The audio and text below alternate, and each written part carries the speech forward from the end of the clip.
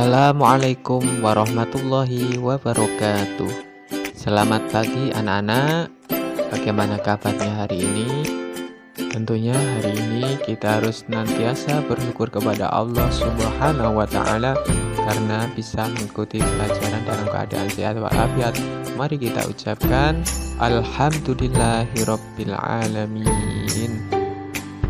Nah, pada kesempatan kali ini kita akan belajar di pelajaran Pendidikan Agama Islam dan Budi Pekerti kelas 5 ya anak-anak, yaitu pelajaran 7 yang berjudul Mari Mengenal Rasul-Rasul Allah. Tapi pada kesempatan kali ini kita akan belajar tentang sikap terpuji para Rasul dan Rasul Ulul Azmi. Tapi sebelum kita memulai pelajaran pada pagi hari ini, alangkah baiknya kita berdoa bersama-sama agar apa yang kita lakukan pada pagi hari ini benar-benar diberkahi Allah Subhanahu wa Ta'ala dan kita senantiasa mendapatkan ilmu yang bermanfaat. Amin. Mari berdoa sebelum belajar. A'udzubillahi minasyaitonirrajim. Bismillahirrahmanirrahim. Raditu billahi rabba wa bil islami dina wa bi muhammadin nabiyyan wa rasula. Rabbi zidni ilma warzuqni fahma. Amin. Sikap terpuji para Rasul dan Rasul Ulul Azmi. Nah, sikap manusia itu ada dua macam. Yang pertama adalah sikap terpuji atau disebut mahmudah. Yang kedua adalah sikap tercela yang disebut dengan mazmumah. Yang pertama adalah sikap terpuji atau mahmudah, yaitu sikap yang baik sesuai aturan agama Islam. Nah, misalnya jujur. Ketika ujian kita biasanya tidak boleh menyontek.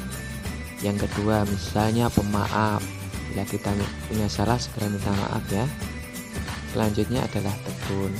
Kita harus tekun dan rajin belajar setiap hari. Berikutnya adalah berani.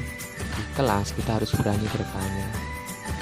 Berikutnya adalah adil. Ketika membagi sesuatu kita tidak boleh berat sebelah dan lain sebagainya. Yang kedua adalah sikap tercela atau mazmumah. Apakah itu? Sikap yang tidak baik dan tidak sesuai aturan agama Islam. Misalnya perbuatan bohong atau berkata tidak sebenarnya ya. Kemudian angkuh, perbuatan malas, penakut, perbuatan sombong, dan lain sebagainya. Nah, sekarang kita masuki materi sikap terpuji para Rasul. Sikap terpuji para Rasul dapat dibagi menjadi dua macam, yaitu sikap terpuji Rasul kepada Allah Sang Pencipta. Sikap Rasul kepada Tuhannya berbeda dengan manusia pada umumnya.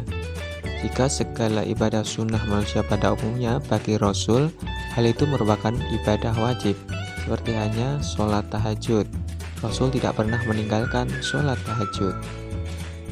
Nah, begitu juga dengan ibadah puasa. Allah mensyariatkan ibadah puasa kepada Rasul-Rasul yang terdahulu, seperti halnya puasa Nabi Daud dan juga puasa Senin Kemis. Di antara puasa yang tak pernah ditinggalkan oleh Nabi Muhammad SAW. Yang kedua adalah sikap terpuji Rasul kepada sesama manusia.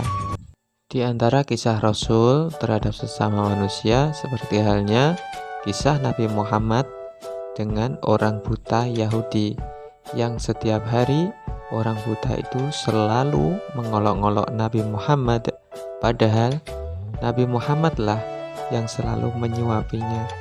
Tapi sedikit pun Nabi Muhammad tidak merasa marah atau membenci, malah ia semakin lembut dalam memberikan makanan kepada orang buta tersebut.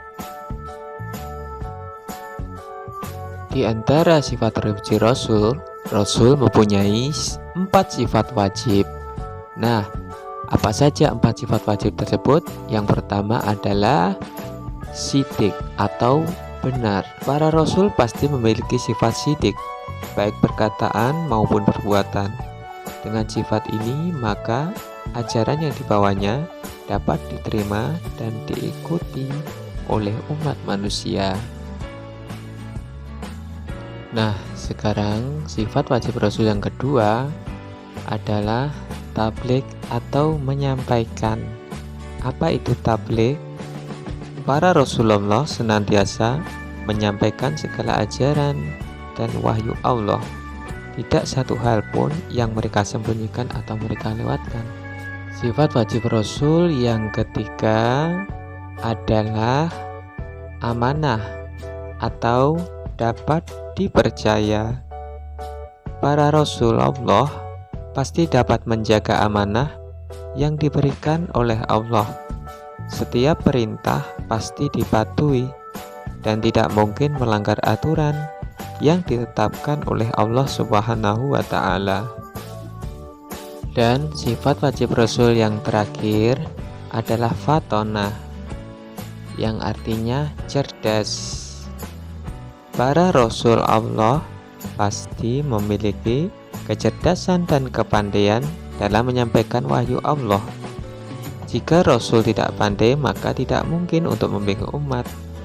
Yang kedua adalah sikap terpuji para Rasul ulul azmi, sebagaimana Allah berfirman dalam surat Al-Ahzab ayat 7 yang berbunyi, A'udzubillahi minasyaitonirrajim, wa id akhadna minan nabiyyina mitsaqahum wa minka wa min Nuhi wa Ibrahima wa Musa wa Isa bani Maryama wa akhadna minhum mitsaqan ghalidha, yang artinya, dan ingatlah ketika kami mengambil perjanjian dari para nabi dan dari engkau sendiri, dari Nuh, Ibrahim, Musa, dan Isa putra Maryam, dan kami telah mengambil dari mereka perjanjian yang teguh. Sikap terpuji di dalam ayat tersebut terdapat kata teguh, yaitu perjanjian yang teguh. Ulul azmi maksudnya teguh hati, tabah, dan sabar. Mereka adalah Nabi Nuh, Nabi Ibrahim, Nabi Musa, Nabi Isa, dan Nabi Muhammad Sallallahu Alaihi Wasallam. Mengapa mereka diberi gelar ulul azmi? Karena mereka yang paling banyak mendapat tantangan dan penderitaan, kan tetapi mereka tetap teguh, tabah, sabar, dan terus berjuang menyampaikan pesan Allah Subhanahu wa Ta'ala kepada umatnya. Yang ketiga, meneladani Rasul ulul azmi. Meneladani artinya mencontoh, sebagaimana pesan Allah dalam surat Al-Ahqaf ayat 35 yang berbunyi, A'udzubillahi minasyaitonirrajim, fasbir kama sabara ulul azmi minar rasul. Artinya, maka bersabarlah engkau Muhammad sebagaimana kesabaran rasul-rasul yang memiliki keteguhan hati. Berikut ini adalah contoh meneladani sifat para Rasul ulul azmi. Yang pertama yaitu teguh dan sabar dalam belajar. Yang kedua, teguh dan sabar dalam beribadah. 3. Teguh dan sabar dalam mengerjakan tugas sekolah. 4. Teguh dan sabar dalam mematuhi orang tua. 5. Teguh dan sabar dalam pergaulan. 6. Teguh dan sabar dalam mematuhi peraturan, dan sebagainya. Sekian dan terima kasih.